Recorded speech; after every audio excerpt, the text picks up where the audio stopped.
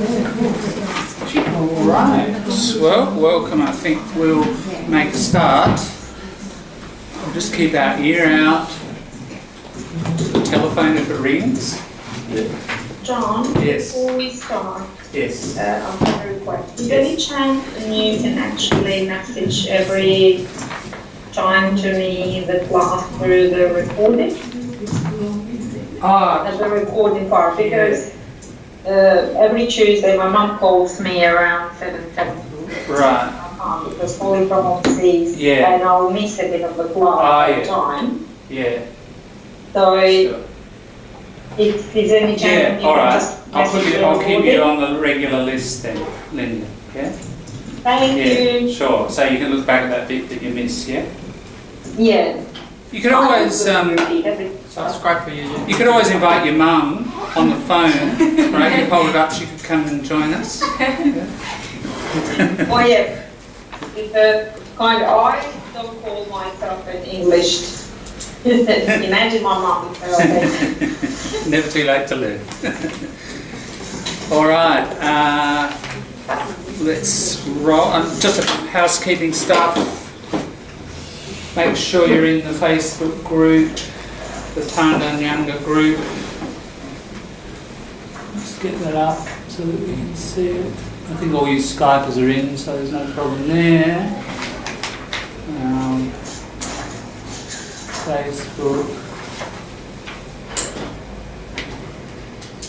Just to make sure you're all there in that group and putting up messages and so on, and housekeeping stuff. And I'm adding, like that one was an extra that I thought about after the class, so I do sometimes put up resources that might be useful for you, and summaries. I'm trying to put up summaries of the lesson after each session in case people are away, plus keeping a list of those who are not here and sending them a video which is recording here. Generally it's 2 videos because the battery only lasts half the time.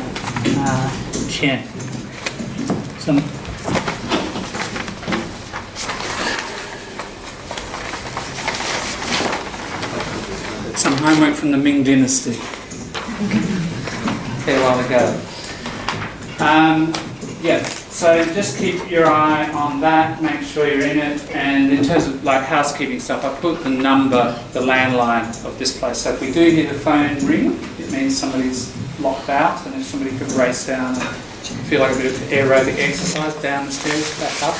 Not back up, you use the lift.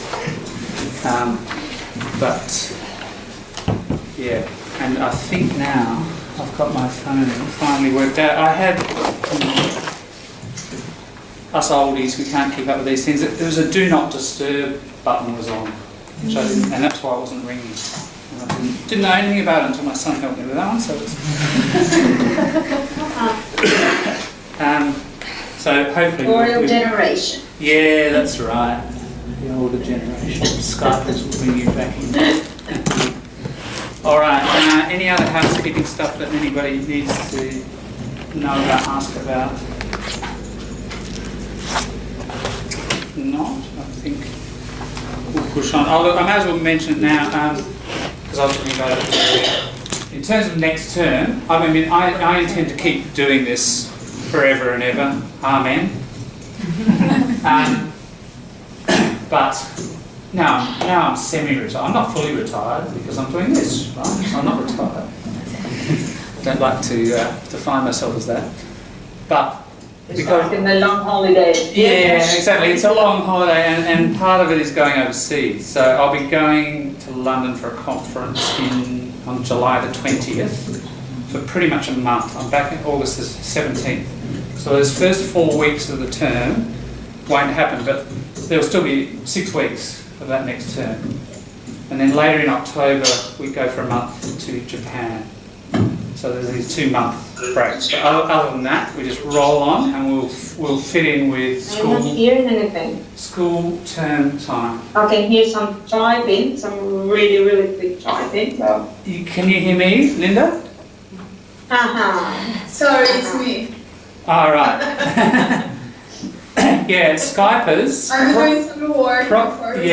Skypers generally. Best thing to do is keep your mic on mute, unless, and like actually on the computer, maybe press, I don't know, whatever, however you can figure it out, until we get to where you want to make a contribution or we're in group discussion, and you're going to have to remind me to mute my mic this end, all right?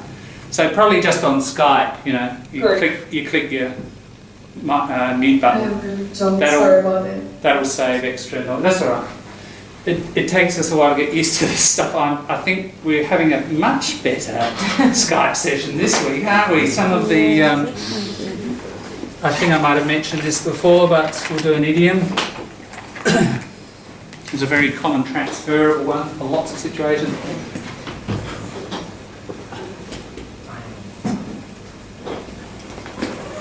So the bugs in a system, you know, computer people, you know, bugs in the system, but that idiom existed before software came along. And that's what you do. So you iron them out, flatten them out so it's nice and smooth. Because smooth is easy progress, isn't it? You say we had a smooth ride.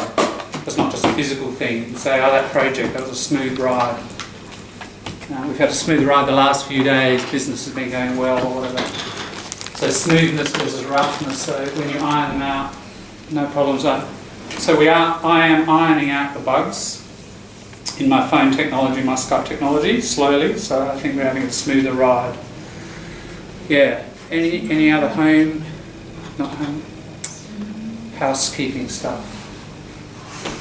Otherwise, we push on. All right, has everybody got their copy of Tim Winton's Neighbours? Yeah. Because this will probably be our last session on it, but I'm deliberately sort of doing more and more work on this and looking at the same text different ways, because ultimately the tricks and techniques that we're picking up through looking at one text lots of different ways, I would argue that if we get better and better at those things, then we can generalise it to other texts that we find around us, and not just written text, but spoken text as well. And you start with using these categories and systems and techniques to learn lots of lessons from the language environment around you. That's the main point of this activity. And I want to demonstrate, you know, how much you can get out of pretty much any text sort of chosen at random. I mean, this has got a lot in it, I suppose, because, you know, he's a professional writer, he's a literary writer, he's got layers of technique. But even then, a lot of things we're noticing are not there because he's a literary writer. They're there just because he's writing English. You know. So you'll find them in pretty much any text. So to remind people and bring them up to speed what we've looked at so far, we've been looking particularly at collocations, really, as the main technique. But we've been doing, you know, looking at vocabulary, and then the techniques around guessing that vocabulary, techniques around memorising that vocabulary. And the last thing we're up to is we're on page 3, and I asked you to have a look at, we were doing the collocations on page 3, and we got some of the way, about halfway, didn't we? Well, not even that. And I asked you to have a look at the collocations in the rest of the piece. And to keep doing that process of, what can we call it? I call it observe, capture, collect, practice, that sort of pattern. Notice with an S, because British Australians spell the verb with an S for practice, Americans with a C. So just practice. So the noun gets a C, and the verb gets an S. That's here and written. Americans, just simpler, C for verb and noun. So it depends what you're using on your Microsoft Word thing, doesn't it? You should set it to Australian English. Set your spelling. Just don't leave it default, like normal position. It will have American spelling. Sometimes that looks a bit too kind of foreign or American, you know. The more natural one here is the British, and certainly, I mean, there's a mix which is Australian, and you will find it in the Microsoft Word.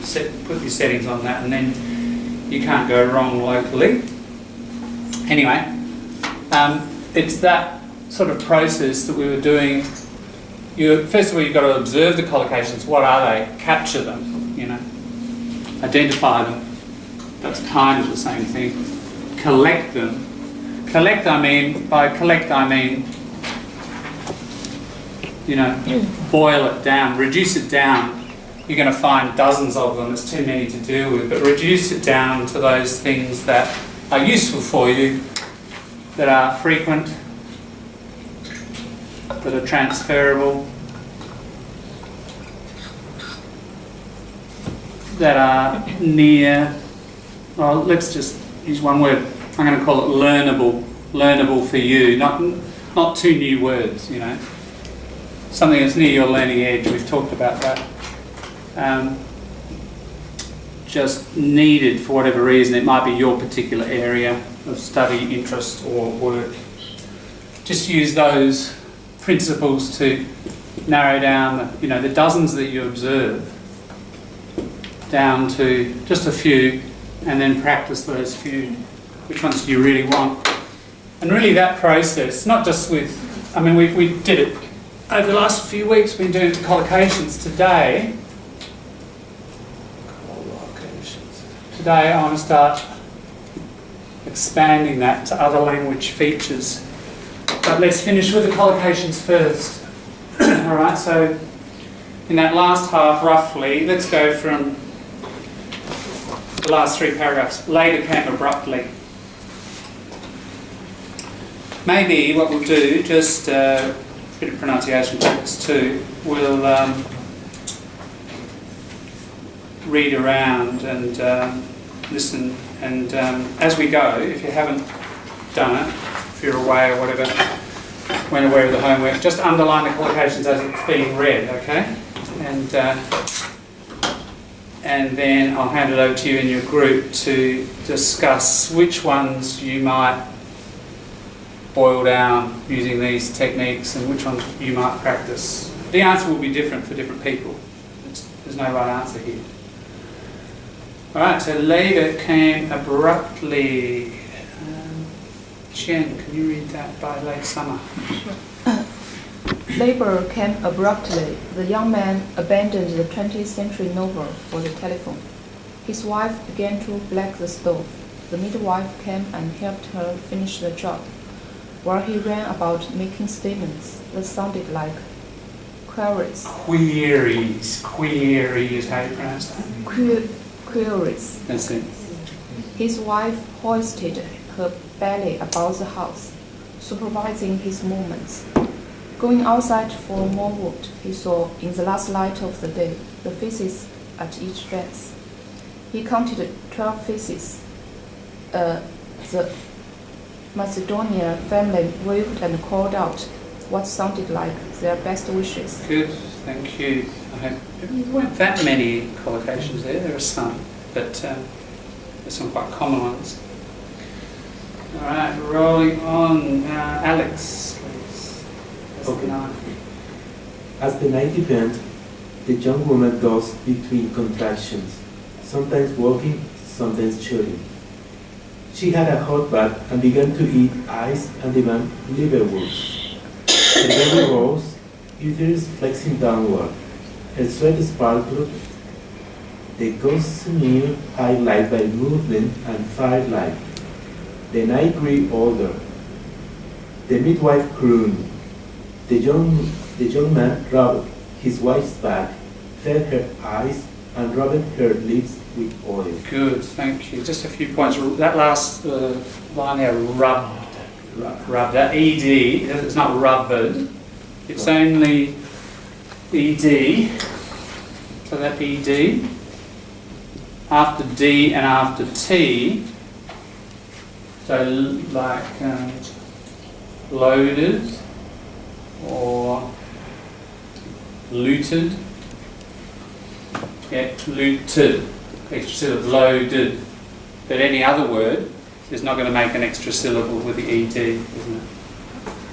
If we take another word like somebody called, we don't say called. It's call, one syllable, we add ED, still one syllable, called. So the only time it makes two is when you have a T or a D, when the word ends in a T or a D.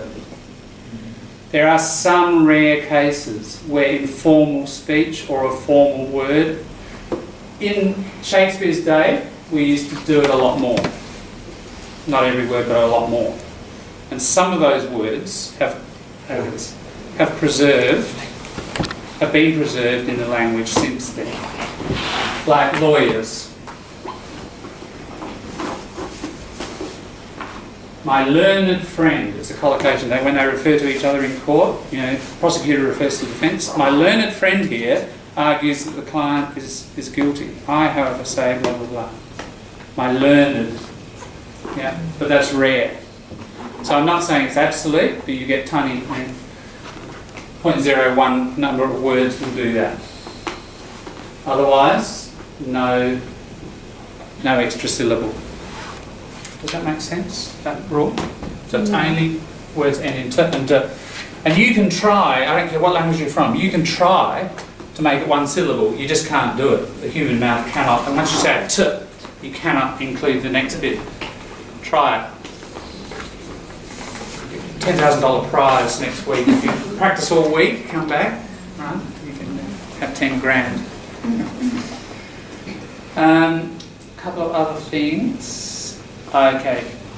Spanish speakers. Young. Yeah. Not the young. The young. Yeah. Young. Yeah. That's it. Young. Young. Perfect. Good. It's a common problem. So, yeah, the fact that you can do it, it's clearly not a tongue problem, it's just a brain and a habit problem, isn't it? And that often happens with pronunciation. If I point it out and ask you to do it, you can do it, but then, we're thinking about so many other things, grammar, vocabulary choice, you forget. So, just about building that conscious habit. Yeah. Shouting, sounding a bit like shooting, so shout, ow, shouting. Good. Hope you picked up a few collocations in that paragraph. Din, can you read half that next one? And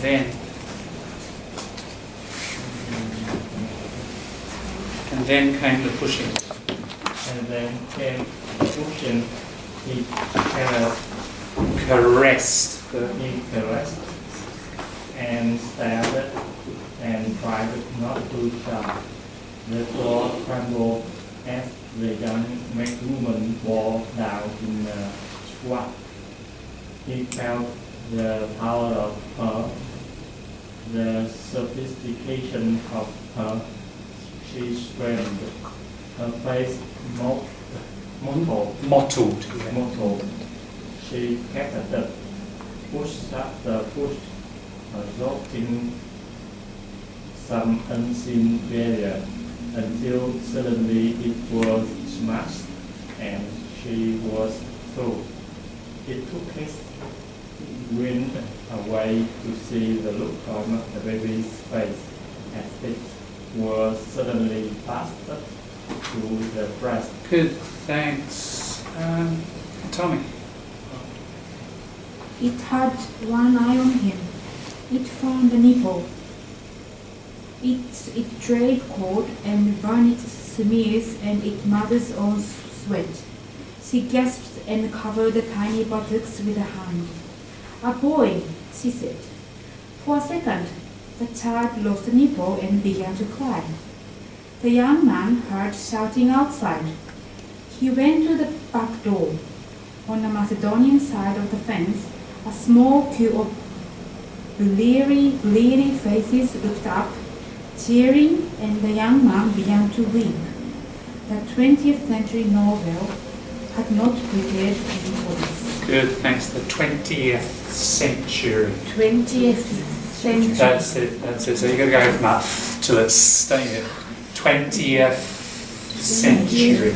A very common colloquialism. Shouldn't say colloquialism. Yeah, you've got to find these yourself. Some nice words in there. We haven't, maybe, well, I suggested you push on and guess them. Maybe you have, or look them up. Squat, we talked about that position, sort of sitting down, not quite on the floor with bent knees. Mottle, something's mottled. It's different colours. Think of shadow when it falls through a tree, and you get that patchy, dark and light, dark and light. So all the blood pressure is building up, and she's getting patches of red and white. That's mottled, a mottled look. So it's not a consistent colour. It's got like patchy spots. Smear is a good word. Notice that ultimately these are all verbs. It's that principle I've talked about. Squat. I don't know. That's a squat when you're like that, sitting like that. That's squat. So she's in that position for labour. Mottle, something gets mottled. It's coming out of a verb. Smear. You know this word? Very common physical. If I like there, see, if I Stain. that where it's got sort of rough edges, you go like that to something and it smears it, it spreads it. It's like spreading. Think of a dirty windscreen. You know, somebody gets a dirty hand and goes like that on the windscreen. That's a smear. So pretty common physical verb. These are material verbs. Bleary. Bleary is when you've got sort of stuff in your eyes and you can't see. You think, wake up in the morning, bleary, go wash your face, your eyes clear. So that in fact, that's why they've got bleary faces, and they've just woken up. They've had a kind of sleepless night because they've probably been listening to what's happening, and they've had about as much sleep as the couple, so they've got bleary faces. So again, this story is very much about these everyday physical, household, bodily kind of words in this, and that's, as I said, typical of a lot of fiction. And it's often these words. I mean, these are the words that kids learn. When you're in a house and there's a smear, and then mum or dad says, oh, look at that smear all over the table with your paints. Don't do that again. And you learn that at about 3. So all those sort of physical verbs, mottle, squat. Oh, you've got bleary eyes this morning, you say to a little 4-year-old or something. These are all these words of childhood that you as adults coming in to the country may not pick up. You're picking up all those academic words, the economic words about Telstra bills and all that stuff, isn't it? It's kind of the boring words in a way. These are the words with colour, with these are very much Germanic words, and because they go back into that family and that emotional past, they're the words that a lot of poets and writers use because they've got this enormous colour and power, and they're associated with everybody's childhood. You start mobilising those words to write stories and talk about people, it really grabs the heart. Whereas the Latin and French and the Greek words less so. So this is the real core and the heart of the language, and that's why I'd like to emphasise working with fiction is going to give you these words. And it means that, people, like in terms of connecting with the society, it's that everyday stuff that is about connection, isn't it? People like to talk about family, kids, what they've been doing, etc. Then maybe get on to more complex other stuff. But this is the language of immediate connection and emotions and stuff like that. So getting control of that stuff and listening to somebody else use this and understanding it is going to, I think, accelerate your ability to connect with people as well. And it's interesting because if you use a whole lot of sort of Latin phrases to say the same thing, even just, no one would notice it, but even just unconsciously, I think there'd be a sense of distance and a bit of objectivity and less emotion. You know, no one would sort of sense that, but people's personality is ultimately constructed through word choice and gesture and all that. And if you've got a certain flavour in your vocabulary that's sort of more academic, you know, and less emotional, that's going to flow over into people's perception of you as a person. And maybe you want that, maybe you don't. I'm just opening up the issues for you so you can decide, you know, where you want to gather the meanings and the words that you want to be able to actively use and listen to as well. It's just raising some of those questions for you if you haven't thought about them before. All right, so there's a reading, so I hope you are focused on collecting some collocations there. Over to you for 10 minutes, just to see what you collected and have a think, kind of partly by yourself, but also in discussion with others about, out of the dozen or so that might have been there, or a couple of dozen maybe, I don't know, which ones would you collect finally?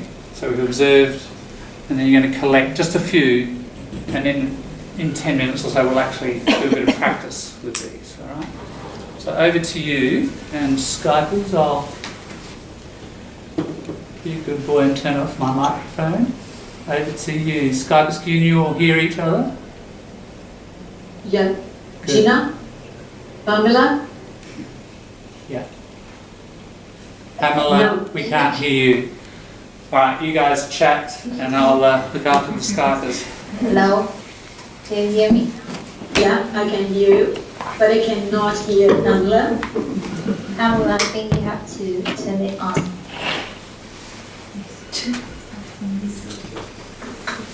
Pamela, still can't hear you. Yes? Yes, we can now. Yeah. Okay. Good, so I'll turn off mine.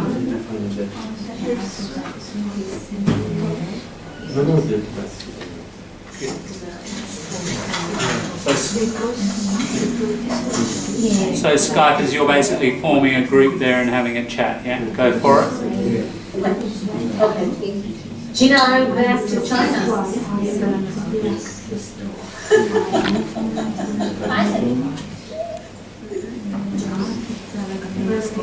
What do we have? This paragraph. Do we have something? Labor sounds roughly this one, right? Labor. Labor here? Turkish? How about Because something Yeah. that you use and you can How about use saying again number and of again the same way. Yeah. I think that's So fine. labor is a good thing. Was Is it written here 20th like a century? Mother will tell you action, the action, right? Young man, Mother will use it differently. Okay, Which how one? about 20 years? young man, 20 young man, years. the noun of the Young man here, yes.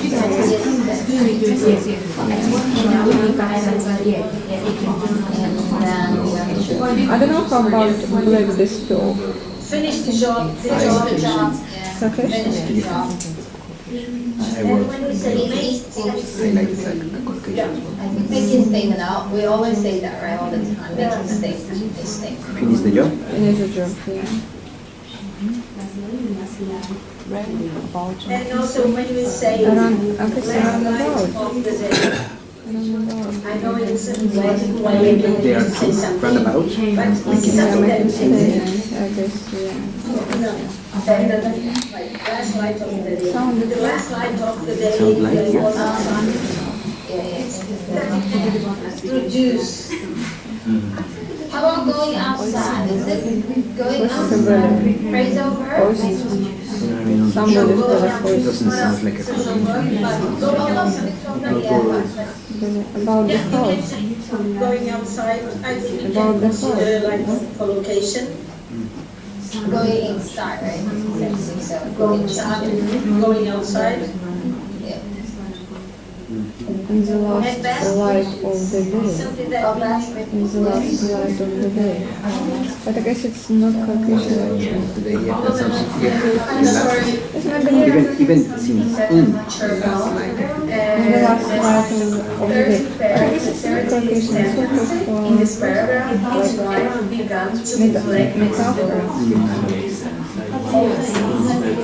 a metaphor. no, the same one that is sold. That is sold. I'm looking for this wood and black. The Macedonian family, the Greek family, the Polish family. Because I want to. Oh, guys, can you just put your name? Thanks. Best wishes.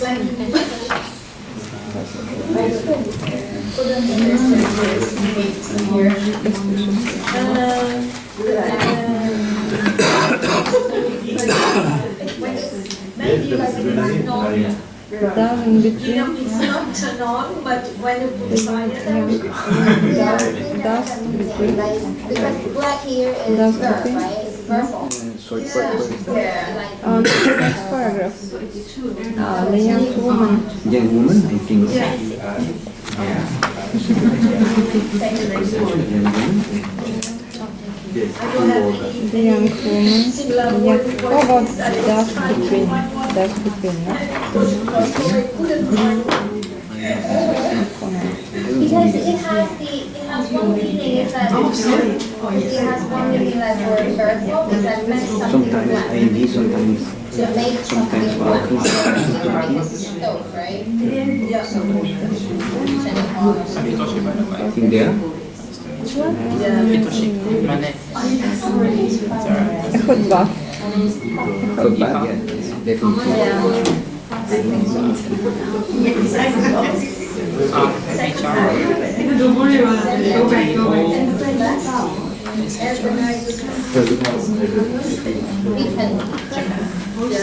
Do you have something? Sorry?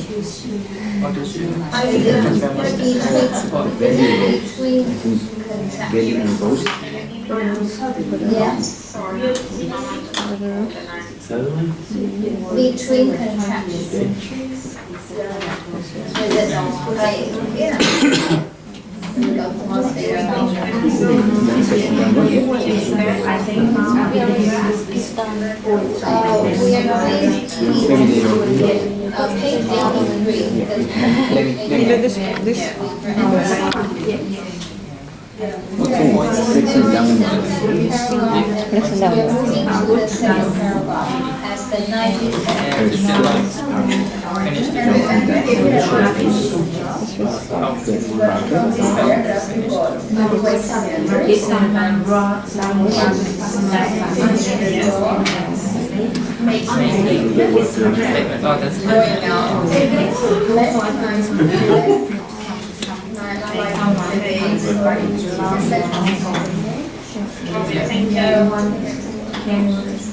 Did he explain what Gossamer is?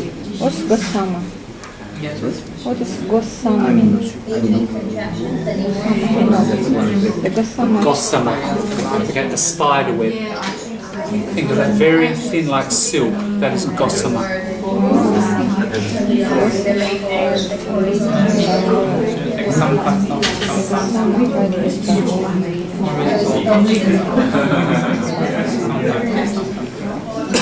The night grew older. It's again some sort of metaphor. Which one? Yep. We got it.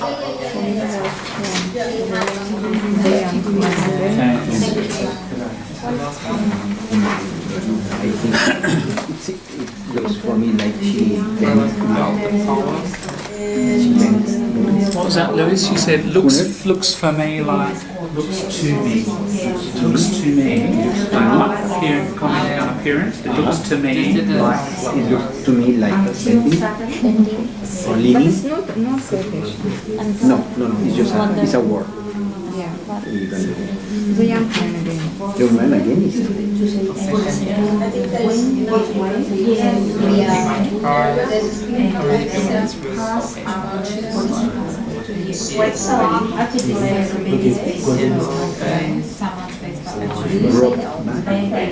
rub someone's back. I think I'm good for this. Something like Rub the lips.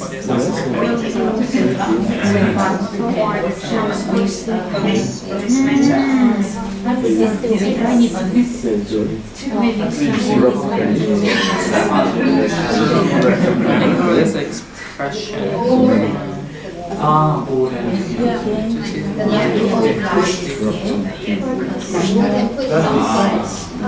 the bear is the carrot. And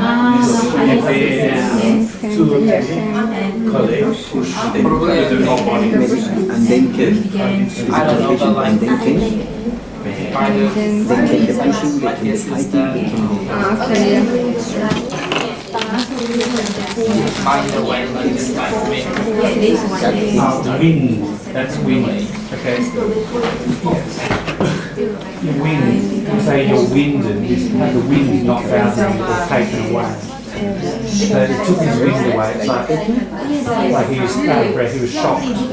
Like drop the jaw like Yeah, that's right. Sort of. Yeah.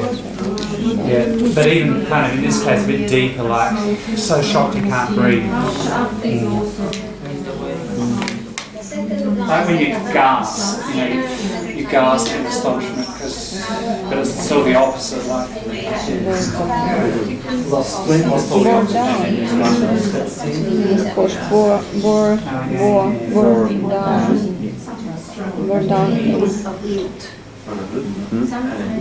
Sometimes, always. I think the floor trembles.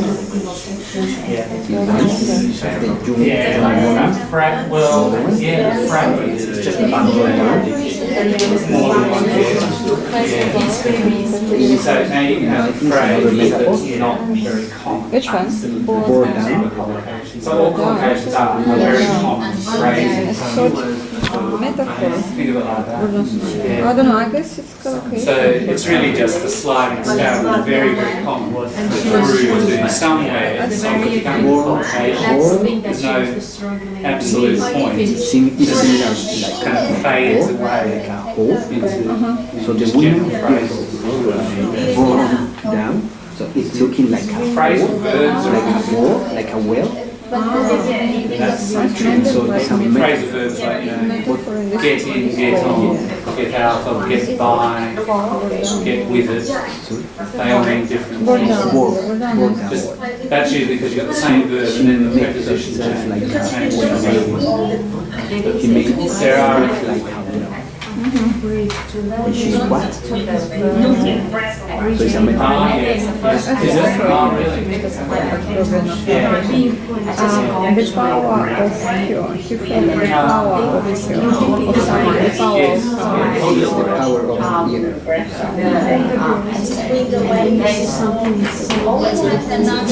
the sophistication of someone. Yeah.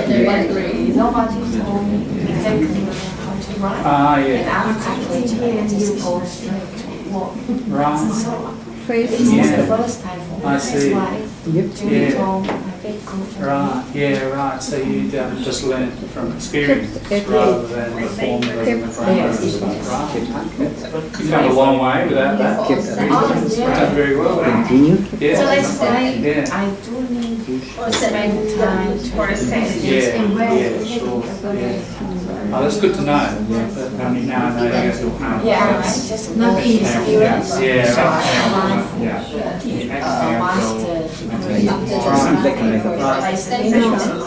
All the phrases she kept in, she continued, push, like battling, assaulting some unseen barrier.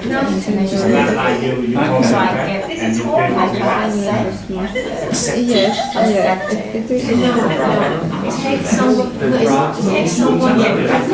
So it's come out of real life.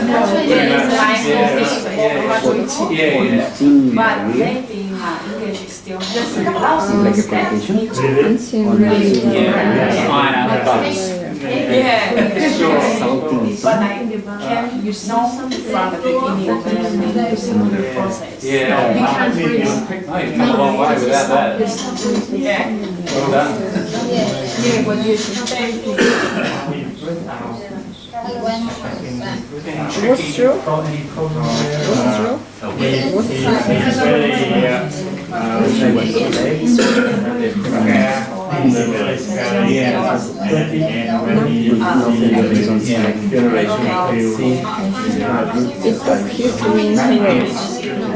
Abrupt social. Yeah. Same. No, because there's your now. So that's going to be the social change. The scene abrupt social change. And we always do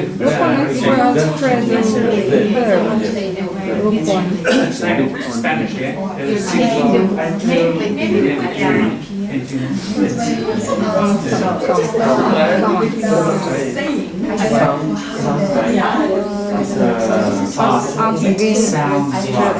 Sounds with an S. Sounds right. Hello.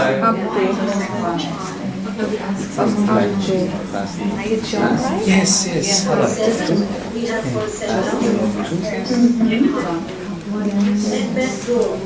I don't know, it's take one eye. It's rather, or it's,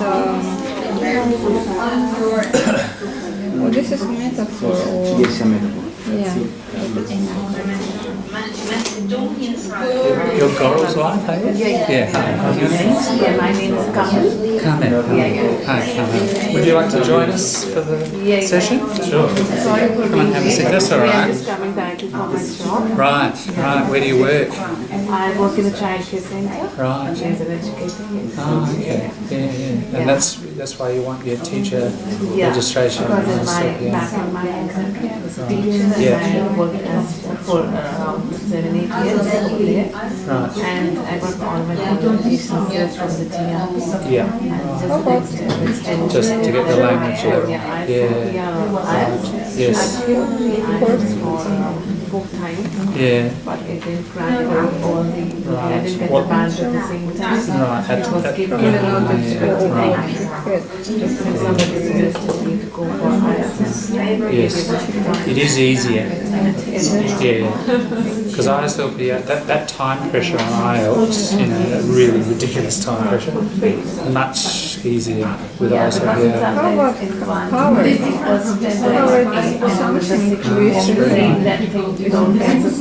Yeah. This is kind of that way. Yeah. And power, this tiny button. Right. Yeah. Like power, restraint. Power something. Yes. Right. Yeah. Good idea. Look, I think it's, I'm from TAFE, and TAFE do the ISLPR test. Is that where you do your test? Yeah, actually, for a second,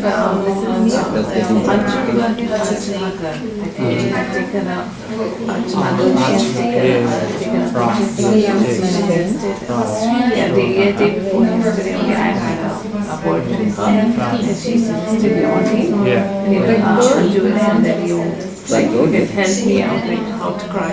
Yeah. Not crack it up, just crack that. Crack up means to laugh. No doubt you'll be laughing when you get it. But yeah. And look what we're doing in here. These guys are probably around this class is sort of around the 4 and up. Most of them have done a diploma with me in TAFE. Most, not all. So yeah, we're just working on the strategies that just are about that final, IELTS 7, 8, 8.5, that territory, fairly high. What we're doing, Carla, is at the moment, last few weeks we've been reading one story and we've been looking at it different ways. Sorry, I haven't got a stapler. It's a short story by an Australian writer. A young couple move into a neighbourhood We're just looking at the last section there. We're looking at what's called collocations. Collocations are bunches of words that are commonly in a language, any language, we say a lot like 20th century. Finish the job. But to know at least four of them. Yes. Know and use it for us. Not just Just the most common clusters. yeah. In That's right, what collocation in is. right And what we need context. to this higher level in any language to get the last mile. There's one, the last mile. Is to notice them Now I have and kind of collect them, practice them. so I can So cover we've been here, but doing this the last few years. This is our four, I think. Or here buttocks. Yeah, so we've just been working through the story with this. So we're just on our last. We're just looking at these last three. That's the night deacon, the night can deacon. So just noticing that. Oh, I've never said that before, but now I notice that I can say it. so When it's sharpening, we notice about language you think are at that higher level. Not just reading it for meaning and absorbing it, sure, Start from but really noticing the groupings, the common patterns that natives use. And that's how you get native, like that last few inches, getting that native like proficiency. Began to. Depends, I'd argue, 70 to 80% on collocation. Begin to. So, welcome. Yvonne, Hitoshi, have a seat. In discussion, we've got people Skyping in. That's another possibility. So people can't come to the class in the city because they're in Melbourne or China or wherever. Some are in Adelaide. So we've got 4 people Skyping in. run out.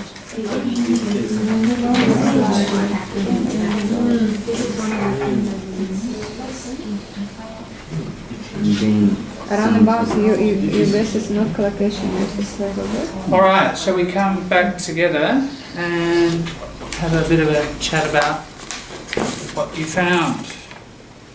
Anything anyone like to throw up? I shouldn't say throw up because it's vomit. Anyone like to throw out a suggestion? Hear him.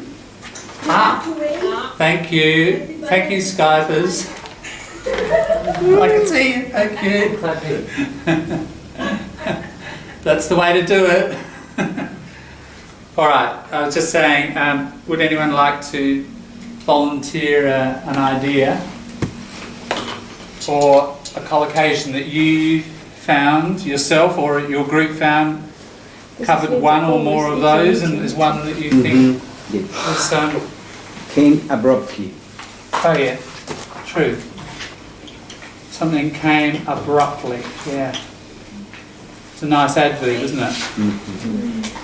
Yeah. Skypers, are you okay? Seeing the board? Stop teaching. Yeah. Finish the job. True.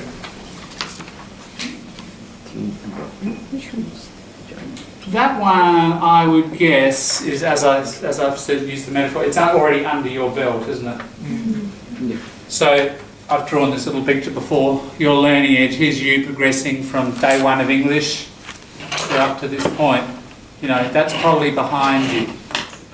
It's probably not one.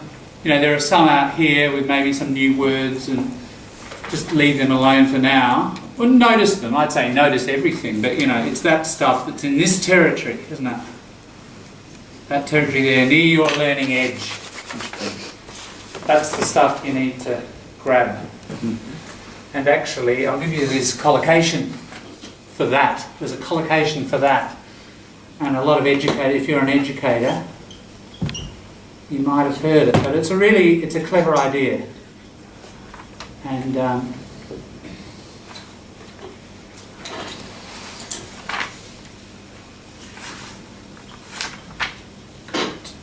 Vygotsky, who was a Russian Soviet educator, and he came up with this phrase and it influenced Western education a lot.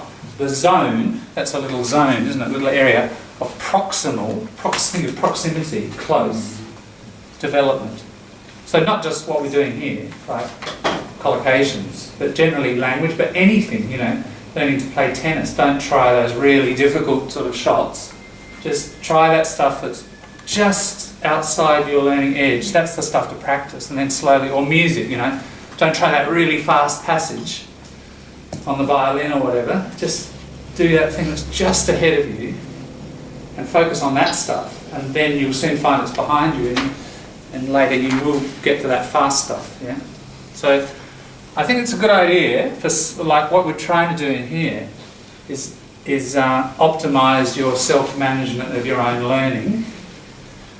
And I see it, and I talk about this a lot with people from second language backgrounds, about don't depress yourself by, you know, reading that novel that's just too hard, or trying that movie that you can't understand. You know, just come back and hang around in comfortable territory, but not totally comfortable. You know, challenge yourself 2, 3, 4%, but not like 30% is too much, and then you kind of get demoralised and don't go on. Yeah.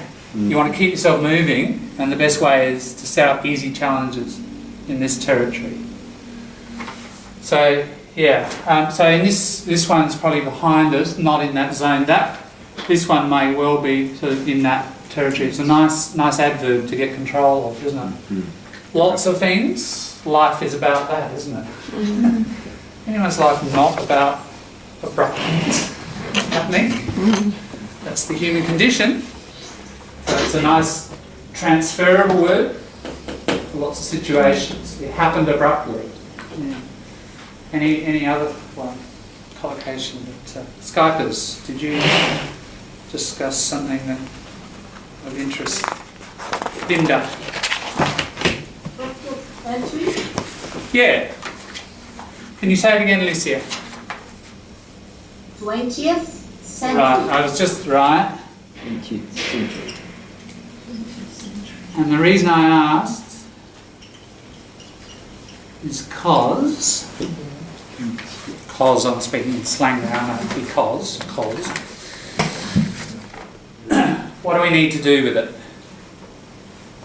Always. Article. Yes. Article.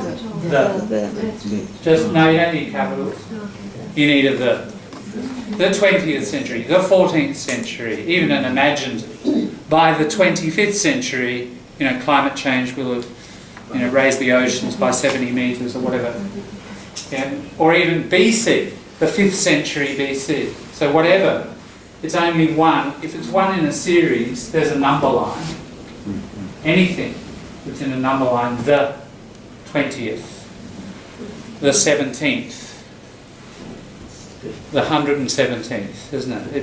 There's only one, it's unique, and therefore it's the. Remember we talked a few weeks ago about the meaning that. It's a unique thing, and you're pointing to it. Yeah. So that's an important point about collocations, is sometimes, this is one strategy for dealing with articles, you know.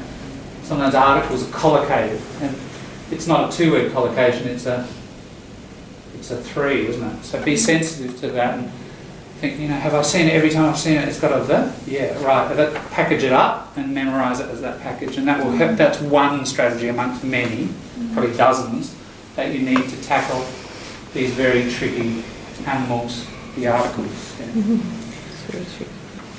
Yeah. Feeling the power, feeling the sophistication. Yeah, feeling the power is... Feeling the sophistication, no, it's a very interesting phrase that he uses, but that's his own creation. It's not that common. English speakers are not sufficiently sophisticated for us to use it very often. But yeah, you can feel the power. That's kind of slang for feeling the inspiration, you know, in a group. That's a common collocation in a song. In a song. In a song, yeah, that's right. Good point, Lewis. A lot of songs have collocations, don't they? And that'd be an interesting exercise. Get a few of your favourite songs in English, get out the pen, and underline the collocations. You know, you'll see a lot of them, and a lot in titles of songs, movie titles, of course. Can you use it as like being intimidated as well? Like I feel the power. Does it make sense? Like it tends not to be. It tends to be. I'm feeling the power. Like I'm feeling it's a positive thing. Yeah, I'm feeling the energy of the room. You know, the inspiration. It's more like that. My experience. It may. Language is always changing, and different subcultures do different things. You know, I'm not up with all the American movies. Maybe they use it like that. How about the young man or Yes. someone Yeah. young woman? The young man and the young woman, isn't it? Yeah. Young man, young woman. Yeah. Anything else? Yes, Alex? I don't understand very well. Went away. Went away. Is Ah. a short period of time Okay. or long period of time? Yeah. The wind away. It took his wind away. Now that's the whole collocation. So this is it's a good point to raise, because if you take half the collocation and think, what does that mean? It doesn't make sense. It doesn't make sense to me if I just say wind away. It took his wind away. That makes sense. Now, his wind is his breath. So it's when we have another collocation, it took my breath away. I looked at that amazing waterfall, you know, Niagara Falls, and, you know. But this is I lost my collocation breath. or metaphor? Well, it's actually it's a physical thing in the sense that, you know, but it's kind of in this instance, I'd say it actually happens like he gets breathless from shock. So it's literal rather than metaphorical. So it's a literal collocation. is the gratitude like the same? It took my breath away. It took my wind away. Is the gratitude of like the shock this person is having? Right, the intensity. Yeah. Maybe you're thinking of the word graduation. That's right. Yeah. I'd say took his wind away is stronger than took his breath away. The reason is the other time we use wind about breath is if someone, say you're playing Australian rules footy especially, you know, and somebody goes bang and it knocks the wind out of you. You can't breathe for a few seconds. We say I got winded. I got winded, or that player winded me. You know, you fall out of a tree. I used to all the time as a little kid. You fall out of the tree on your back, bang, and that horrible feeling when you can't breathe. You're winded. So by using the term wind here rather than breath, it sort of unconsciously reminds us of that verb, and it's like, you know, just have no air. And it's very intense, so it is more intense. Yeah, that's what I was saying. It feels bigger. Yeah. Breath is just a grasp of air. Yeah. But wind is something among. Yeah, and deeper, isn't it? Yeah, that's right.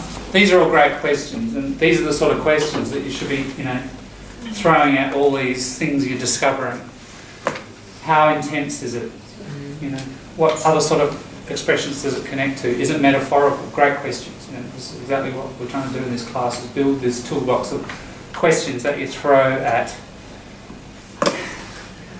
Hello, Putty. We've got another member in this guy. All right. Any other phrases or collocations of interest? I know there are more, of course, but anything that you felt was in the last light of the day.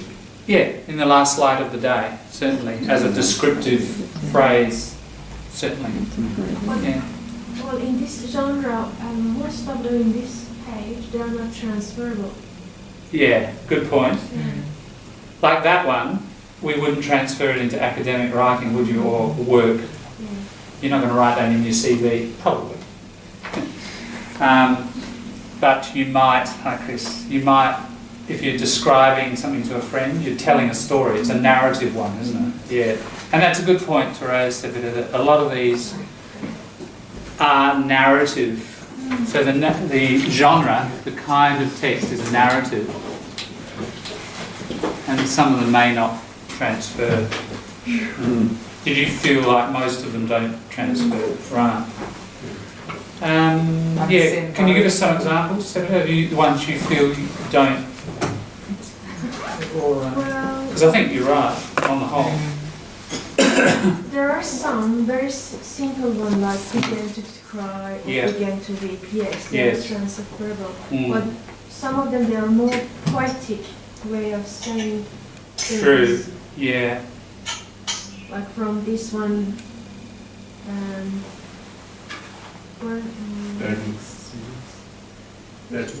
Vernix smears, that would be a medical phrase, I think, Yeah. just about a newborn baby. Yeah. or hoisted her belly, or Yes, yes, and that's not really even a collocation, it's just a description.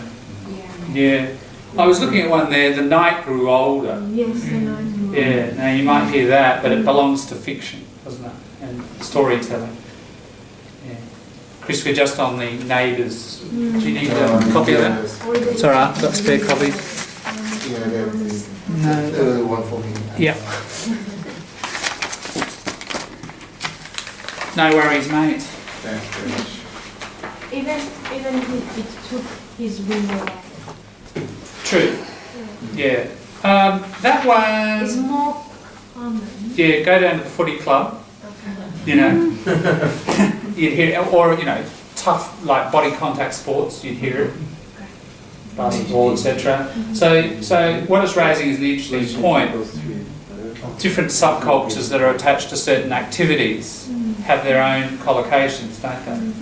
So even in your professions, if you think of your profession, whatever you are, you've got hundreds of collocations that belong to that profession. I mean, there's a teaching one, there's an educator's one, you know, and Vernix smear, nursing medical one, you know, and if you went to the Women's and Children's Hospital, you'd hear it every few hours, you know, but you step outside and run the mall, very rare.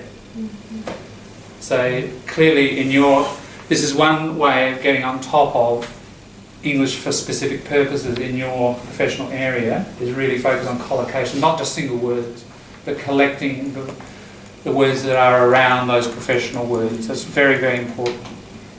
Yeah. Thanks for raising that issue. How about unseen barrier?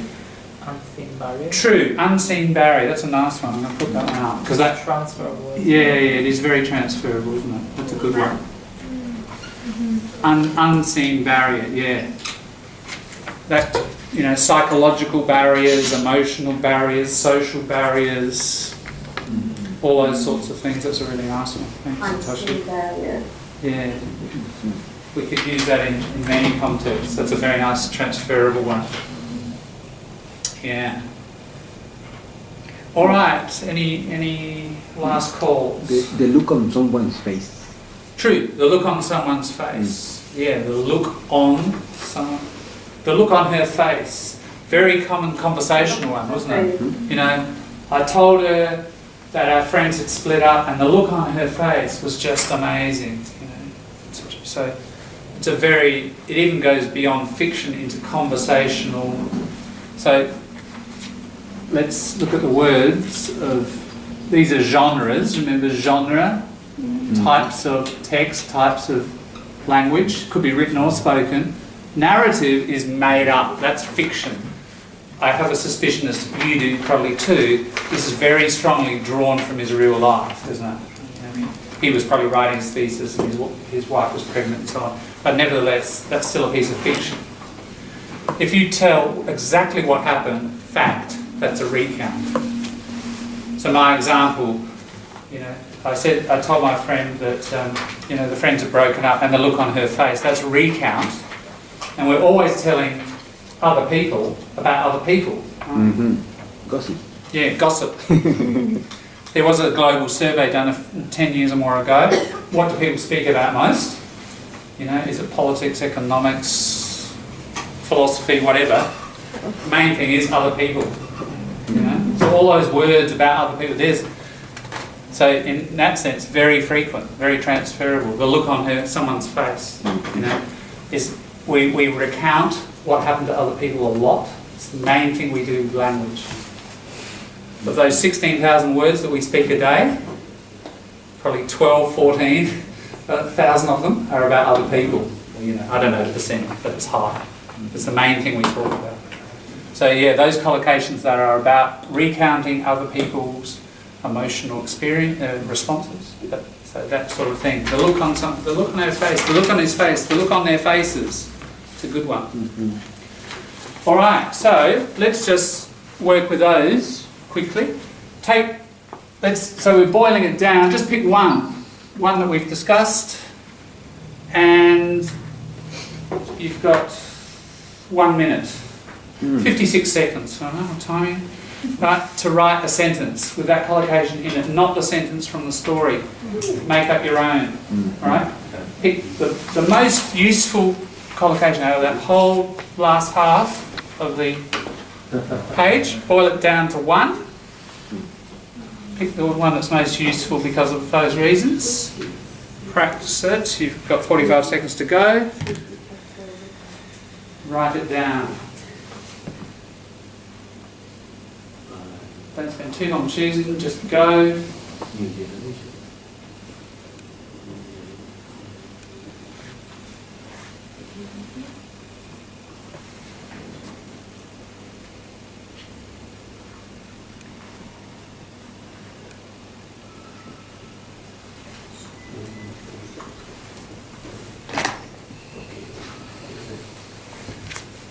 So, what did we see?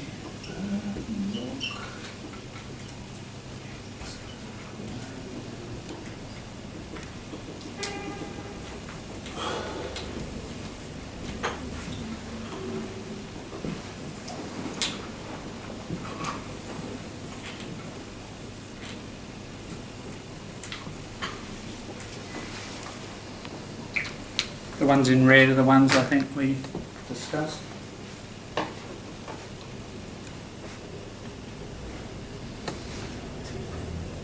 Five seconds.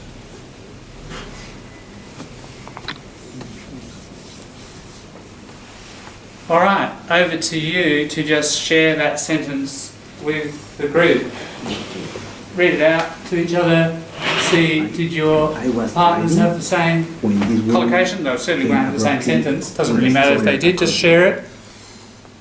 See what you got. Don't worry about how accurate the grammar is, doesn't matter. There is an unseen barrier for women to get ahead. A simple one. This happened in the 20th century. I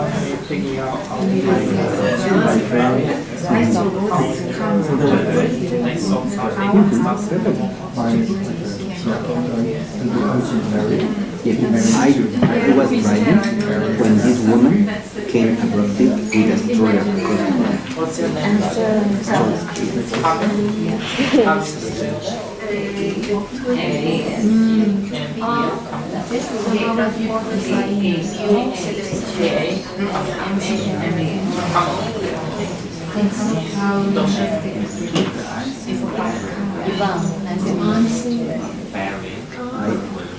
I love this phrase when she's a woman is very poetic from my point of view. The young woman brought down very metaphorical. The young woman bore down the wax. Thank you, Yvonne. Bore down is good.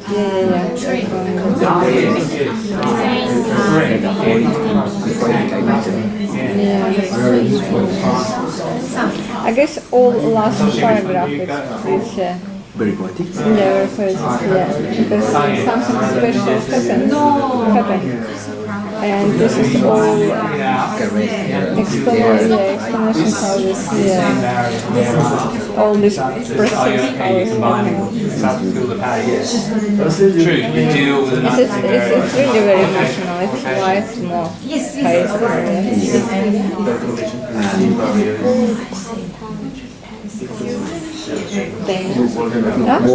Or is like Go down. Bore is a noun that is turned into a verb in this case. Because bore is a Bore probably it's not infinitive. Bore. No, bore is a whole. It's a whole. If you are boring, But if it boring became, yeah, if it became a verb. a verb, yes. So you abandon one task for another. Just have a look in this. So you abandon for feeding my dog maybe, or for Tremble. yeah. I guess it's past tense. Yeah, because before, look, the floor trembled as a young woman bore down in a squat. So it's probably past year. So in other words, it's a transfer. Sorry, Looks like. I'm not sure, but looks like. That's right. But suddenly past. Yes, that's right. I love in the last light of the I day. abandoned It's this beautiful. activity for The another last light of the day. That's an interesting one. I'd like to deal with that soon. Yes. But again, if it's a little fiction, probably it's hard. Right. If it's like text like this, I finally you would just tend by, to use a like couple, logically you not three, but I think you understood tend to what's get happened. sense Yeah, and of what's and done what- before you Just put read. an and in front. Yeah, because And if it's little fiction, like you're just sitting and thinking No, what's not There's happening. not enough information. Yeah, but this is like step by step you come into end and you understood what's happened. And you just understood nearly every metaphor. Because the look on the face is a noun. There was a look on his face. You can't write it as a verb structure. It's a noun. We saw the look on his face. It's a thing that you see. And then a collocation is Now it works. But as a rule, I would generally collocation try is just the floor one collocation at a time. because it's Otherwise, it's sort of my metaphor is it's like learning to a juggle specific floor. 7 balls in the air. It's too hard. Just try 1 or 2. You get it quicker. Yeah. Yeah, it's understandable. It's under her feet. Not here. Yeah, under her feet. Floor tremble. Not somewhere. How are we going? Okay. Yes. All right.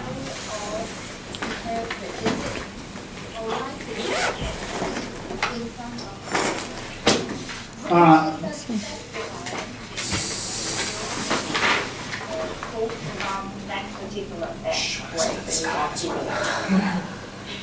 Skype is continuing your conversation. You look very engaged, so it must be interesting. Yeah, which collocation are you, and what are you chatting about there? We have 4 sentences so far. What was the last thing you were talking about? Feel the power. Right. Is that the one that you tried? Well, I'm asking you what you guys tried. So, Linda, yeah, feel the power. So, what was your sentence? Or what was your issue around? No? Okay. Was there an issue around it? No. No, I think so. No? Linda, it's your sentence. Oh, Say, you want me to read mine? it's not Linda, Gina. Sorry, Gina. Yeah, it was Gina. What was your sentence? Gina. Can't hear you, Gina. Your mic's off. can't hear you. Yeah, I'm here. Okay. Good. I can feel the power of the earthquake. Yeah, The one that exactly. Because I put D in front of earthquake. You're absolutely This correct. is what we're talking about then. Right? That's right, because it's a specific, particular power, isn't it? So you needed that. You're absolutely right with the article. Yeah, good. Thank you. Any interesting issues or tricky problems come up with any of those that you were throwing around? Any questions about what you're using? Now, I'm not going around checking them all, and a couple of people I corrected, but that's actually not the main point, and I really want to emphasise this. You write a sentence, practicing this, you don't know whether you're right or wrong. I'm not necessarily there to check unless you do it in the classroom, and even then I can't get around. It doesn't matter. That's the key. It doesn't matter. Because if you've, first of all, you've noticed it, and then you've really noticed it because you've captured it, and then you've really noticed it because you've decided it's quite important to you. And over the next few weeks, if you're doing a lot of listening and a lot of reading, that it's going to come around again, isn't it? Mm-hmm. And then you might hear a structure that's similar to what you wrote, and you think, oh no, I got the wrong preposition around it, or you know, oh, I can't use it as a passive. I tried it as a passive. I can't do that. It's only I ever hear it as an active or something. You're going to, because you activate that little structure for yourself by being active with it, you will notice it, and you'll notice the grammar environment around it, and quite quickly you'll come to see how it's used. The other thing, of course, if you want to speed that up, is get into just the word and look at all the ways those collocations are used, and you know you can definitely learn quicker. But really, this is the process of what you just need to do a lot. Out of 3 paragraphs, notice a dozen collocations or more, and out of those few dozen, collect 1, practice it. Don't worry about whether it's right or wrong. I mean, what it's going to help if you go into the Cambridge Dictionary or just the word and look at guidance and look for patterns and other ways that other people have used it in a sentence, and you pick up, oh, it needs that preposition or whatever. That's going to help, but you don't need to. And yeah, just be happy with that. Remember that, tolerating the ambiguity of it, not knowing absolutely if it's right or not. But listening, reading, and then you'll see it come around, and over time, fairly quickly, half a dozen, a dozen times, you'll nail it. You'll get it under control. But if we don't do this process, I call this kind of activate words and phrases. If you don't consciously observe language like this, then it all just sort of stays under your consciousness, and you're never really noticing those little important things that, I mean, that's the first thing you've got to do in order to learn it, isn't it? Is to notice it. And by having this concept of collocation, it's going to help you notice this stuff. All right, so I hope that's helped, and really it's just a matter of building this into your own practice until it just becomes quite habitual. You're just doing it almost automatically, observing language for these patterns. I want to look at a few more patterns now. So we can look at this text, any text, for collocations, and we've done a lot of that now. But language isn't just that. What we're going to now look at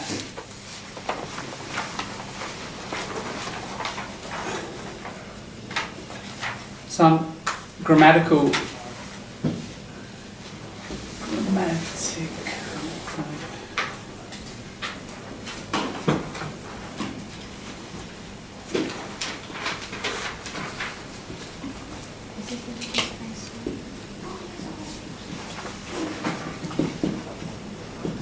These are some of the categories of other things to look for. So, I mean, you all know what grammar is, and I'll demonstrate this, and you know what punctuation is, of course, but you know how you use that semicolon, or why is there a dash there or a colon, or you know, would you normally put a full stop here, or can you start with can you do a full stop and then a but? You know, all these questions that I hope you're thinking about, and you know, slowly refining. The only way you're going to, not the only way, you can look in books on punctuation, but I really like to stress, I guess, in these classes, look at real life, you know, and observe from real language what's going on, and practice it. Ellipsis, those in the diploma will remember ellipsis, words left out. They're words left out, but to make the statement shorter, to make it quicker, but you and I both understand what we're still talking about. Yeah, every language does this. Speeds things up, we're a bit lazy, you know, there's an economy of it. There are certain patterns of the way every language does it. You obviously can't just drop out words here and there. There's ellipsis going on in this, and it's quite tricky to think of what's not there. It's one of the harder things to do. But it's useful to start observing these patterns. You don't have to do it, but I would say if you do it and get control of it, you'll be more economical with your language, you'll be more elegant, you'll be more native-like. You know, so it's sort of absolutely the cream on the top of the cake, you know. But I mean, that's what this class is about, I think, going all the way. So we'll look at some of that. And also that one as well, style. That can mean a lot of different things, depending on the genre. You know, if it's a narrative, it's a recount, an academic argument, we're going to get different sort of stylistic elements. We'll talk about how certain structures, techniques can have some emotional effects, etc. We'll explore this a little bit. We could go a long way with this. We won't go that far, but some of the predominant things I'll explore. So the best way to do this, I think, is just start modelling it. And so let's look at the text together. And I'll just do a few paragraphs and just sort of talk out loud, and you'll soon get the idea. And I'm not looking for collocations now. I've taken the collocation spectacles off, got another bunch of spectacles on, right? Looking for different things. So, and this is, I think, the way to approach it. Don't try to collect everything at once, collocations plus these. Go back and revisit the text many different ways and pick up different micro lessons every time. All right. Well, even the first structure, when they first moved in, comma, it's a big adverbial time clause, isn't it? And one thing, we don't notice it there, but let's turn over the next couple of pages. Right, second page, look how the paragraphs start. In the autumn. Next one, not long after. As autumn merged into winter. In the winter. Not that next one. The next page. Before long. As the night deepened. And then. Notice how many, they start with these temporal, that's the adjective of time, temporal adverb structures. So, I mean, that's this writer's particular style, but it's obviously a good one for narrative or recount, isn't it? Kicking off a topic, paragraph, with an adverbial, a temporal adverbial structure. So it's a nice way of making your sequence very clear. And what he's talking about, I mean, the story is about slow change, isn't it, over the seasons, as these people get used to each other culturally, as the pregnancy develops. So he's using a lot of them are seasonal phrases. They fit in nicely with the story.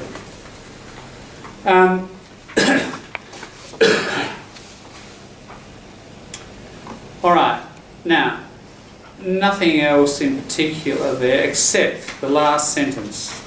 Well, I need to read the sentence before it. Next door on the left lived a Macedonian family. On the right, a widower from Poland.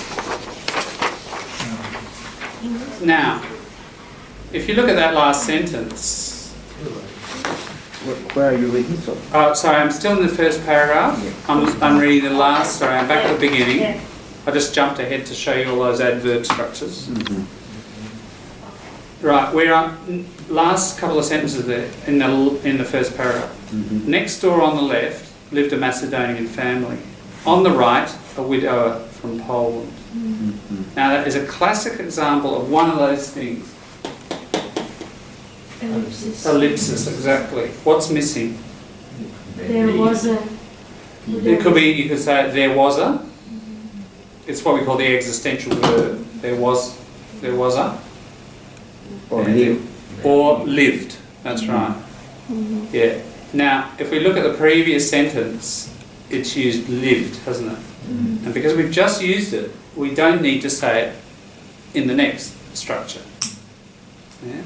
And so I'll read it again, and you can hear, hopefully you can hear the elegance and the economy of it. But because something's economical, it's got this elegance to it. Right? Next door on the left lived a Macedonian family. On the right, a widower from Poland. And if you write on the right, lived a widower from Poland, and you repeated the structure. It sounds a bit repetitious, doesn't it? And it sounds a bit childlike, a bit simple. But without it, it's got this real elegance to it. So ellipsis can really push up your style nicely. You know, somebody does that, and again, you've got to be a sharp English examiner to notice it. You know, not all English examiners will notice it, but if you do, and you think, this person's controlling ellipsis, wow, this is like IELTS 8, 9, you know, that's the territory. It really is. It's quite sophisticated stuff, so good little IELTS, ISLPR tip, you know, if you can do it. Mary plays the violin, Paul the piano. Now look at the sentence, Paul the piano, what? There's no verb. We've all learnt from the word go, haven't we? Every sentence has got to have a verb.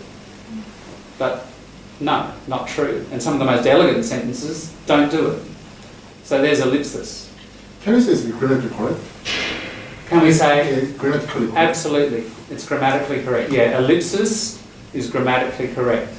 And it's unlike other, you know, if we miss words in other contexts or for other reasons, it's not grammatically correct. But absolutely grammatically correct. Yeah. But if it's if you use like two sentences, one grammatically full, another one with ellipsis, yes, it's like continue. This idea still continue. That's and right. you can use ellipsis. That's right. And but you can't use just by itself. Yeah, no, by you couldn't. itself, no. Yeah, exactly. So We couldn't leave that first sentence out and go straight into the ellipsis. Yeah. And it's because it's old. The point is, it's old and shared knowledge, isn't it? We've got to have that shared knowledge in order to be able to do it. Yeah. So you've got to set up that knowledge first, and then go into your ellipsis. Now, you don't always have to do it, because if you and I are in the same room and we're talking about the same thing and that thing is obvious, yeah. Like, gimme. You know, Hitoshi's pulled out a cigarette and I'm a smoker and I say, gimme. Right? I know, you and I know what we're talking about. And it's short and fast. And, yeah. And that happens a lot in spoken language, doesn't it? A lot. So the way ellipsis happens in speech is a bit different from in writing, but they cross over as well. Yeah. All right, so there's an example. And there's another one a little bit. Yeah. In the, but it has ceilings and painted windows. The first sentence in the second paragraph. Ah, yes. The newlyweds' house was small, but its high ceilings and paned windows. Ellipsis. And its pines and its. Oh, I see. That's true. Yes, it is. But it's high ceilings and its paned window. Yeah, good point. There is. Instead of repeating the its, you drop it out because we've already introduced it. Yeah, good point. When we're listing, yeah, you can ellipse. Is this B supposed to be capital or? Which one? B, the but, it's B. I think that's a little typo. It should be or a photocopying error or printing or something. It should be a comma. Comma, right? Yeah. After small. Yeah, I think that's meant to be a comma. Thanks, Satoshi. Let's move on to the next paragraph. The newlyweds' house was small. Actually, I've just noticed one that I had marked. Oh, we'll read the whole sentence because there's now a couple in that. The newlyweds' house was small, but its high ceilings and paned windows gave it the feel of an elegant cottage. Right, newlyweds, apostrophe. Look, the apostrophe is after the S. Right, is that weird? Yeah. Right? Yeah. Now, it may feel weird, but it's not. It's correct, isn't it? Now, the basic. Now, you've got to be careful. I've said observe language around you, but lots of natives get the language wrong, and apostrophes are notoriously problematic. People write. Sign writers, they should pass a law in Parliament making well, all sign writers have to do apostrophe rule grammar. Yeah. So they learn it because they get it wrong. So, you know, I do say observe what language around you, but you've also got to observe with that question, is it correct or not? And that can get confusing. But, all right, I have one dog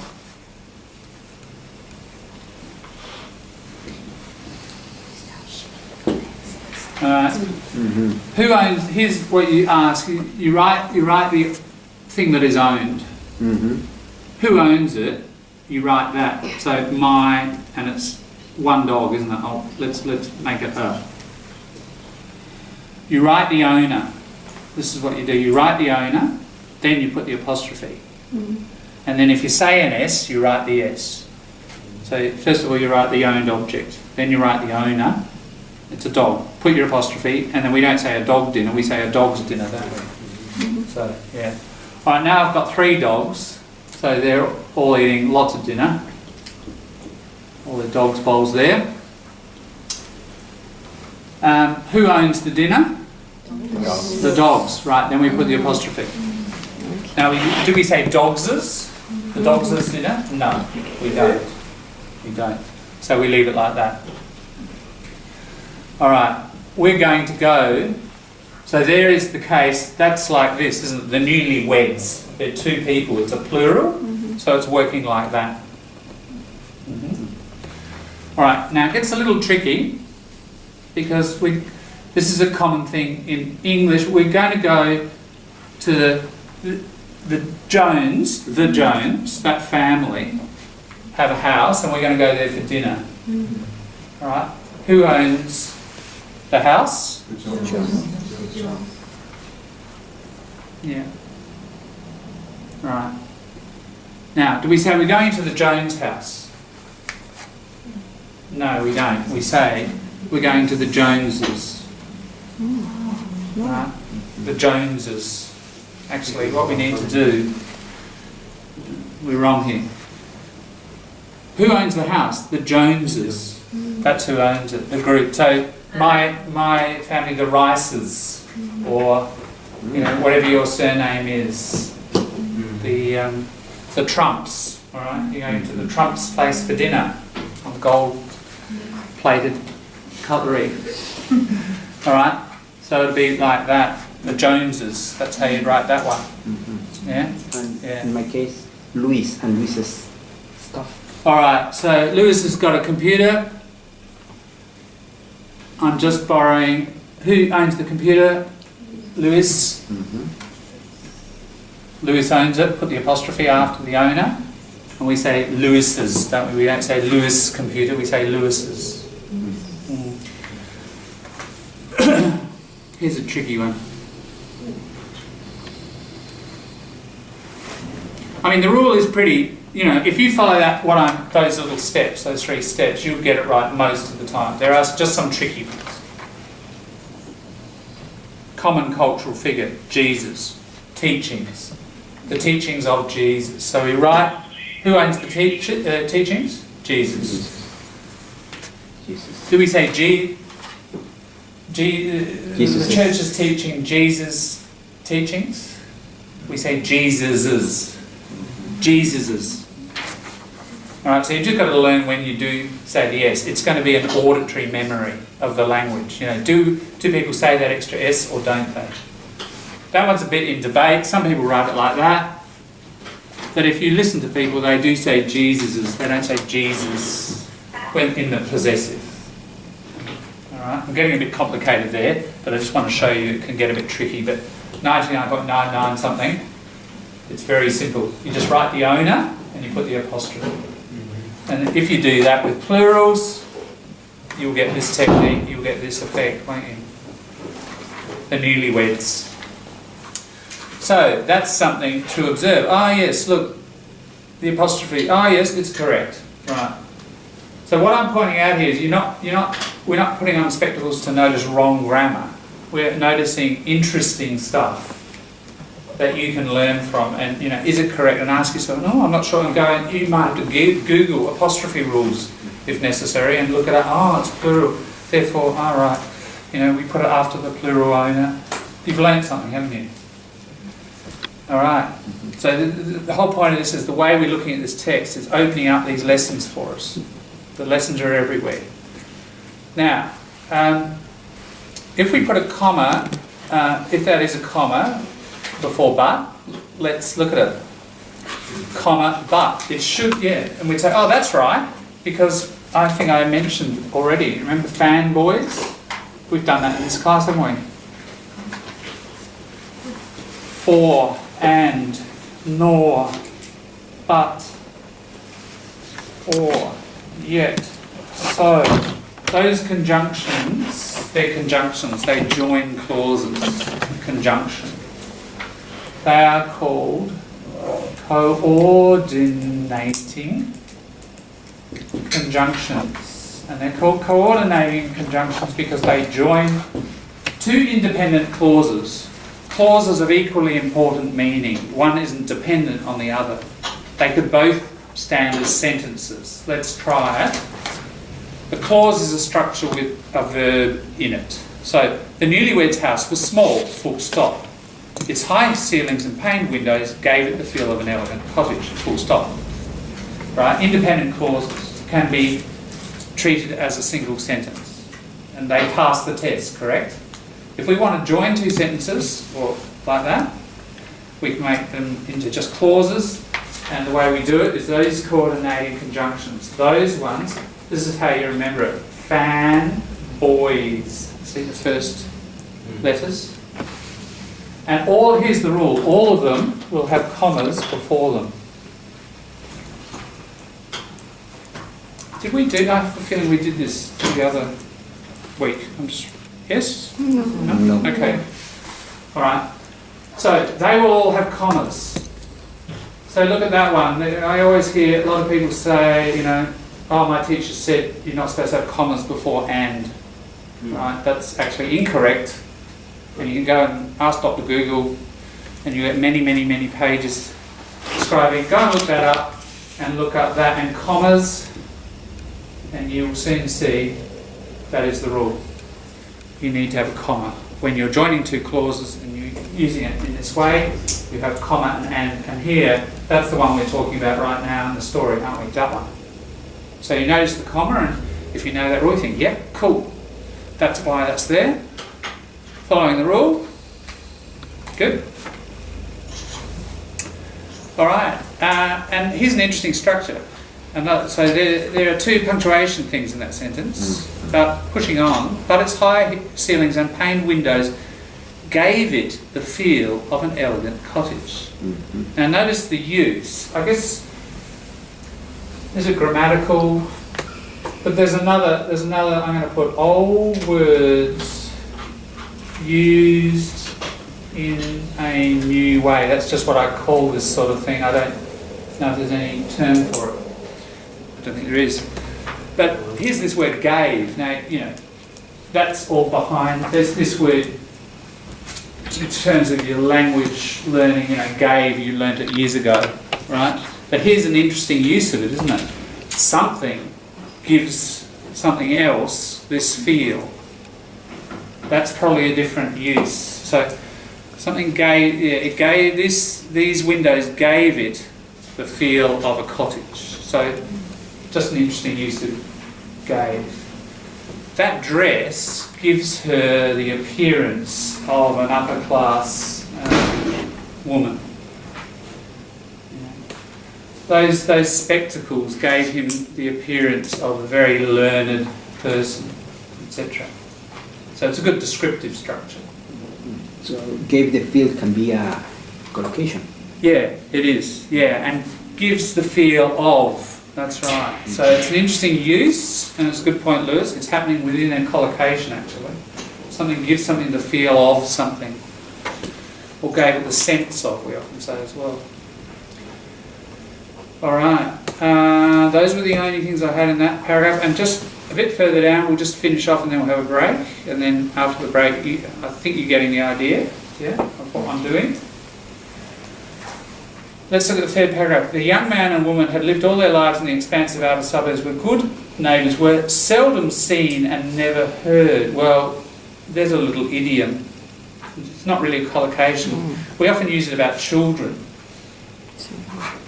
Or it's a little bit of a change. It's like children should be seen and not heard. That's an old, very conservative view of kids. They should be seen and not heard. Those kids should be quiet and obedient. So it's a little fixed phrase there. So that's just an interesting bit of language. have a look at the sentence towards the end. The Macedonian family shouted, ranted, screamed. What do you notice there? And is missing. Right, and is missing, isn't it? Ellipsis. He's ellipsed. Why? Does it have any effect? Yes. Change the emotion. Yeah, it does. In what way? It's only a little change, subtle, isn't it? But it does. Rhythmical. True. There's a nice rhythm to it. Yeah. And that rhythm is da, da, da. Like. Da, da, and da. It's heavier. It's heavier, and it's a bit more intense. And here's this family shouting, ranting, screaming. You know, it's got an intensity to it. So by ellipsing it, he's getting a stylistic effect. Just, you know, intensifying the emotion a little bit. And it's an interesting one. I'll just leave that one with you because, you know, different writers get these little techniques and they start to use them, and you'll see at least one, if not two, examples of exactly that again. 1, 2, 3, and he doesn't put his and in. It happens at least once or twice in this text. Yeah? So there's a little trick, you know, if you notice, oh look, there's an and missing, and then you read it and you think, yeah, actually, it's got a bit of more power. If you wanted to do that, use that little trick, you could, right? And it's very much a real cream on the cake kind of technique, isn't it? It's like, you know, absolute native, elegant writer technique. But, you know, that's what I'm trying to point out. You can start to collect this stuff. Don't leave it till later. Start collecting this stuff now. And these are the sort of glasses you need to see this stuff.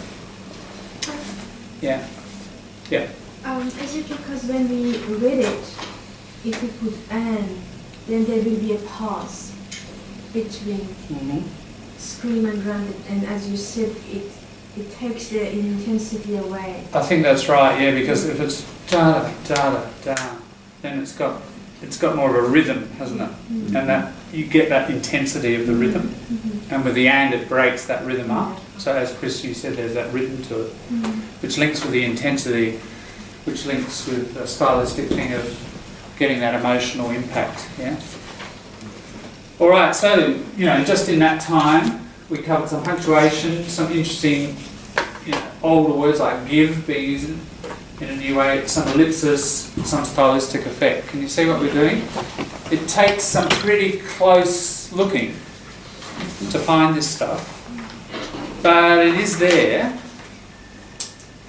I don't know. There'd be a dozen or 15 on the next, you know, each page on the next couple of pages. That is going to be our challenge after the break, ladies and gentlemen. Have a break, have a breather, have a big strong coffee or whatever, and get ready for the journey. All right, in 10 minutes we'll have a go.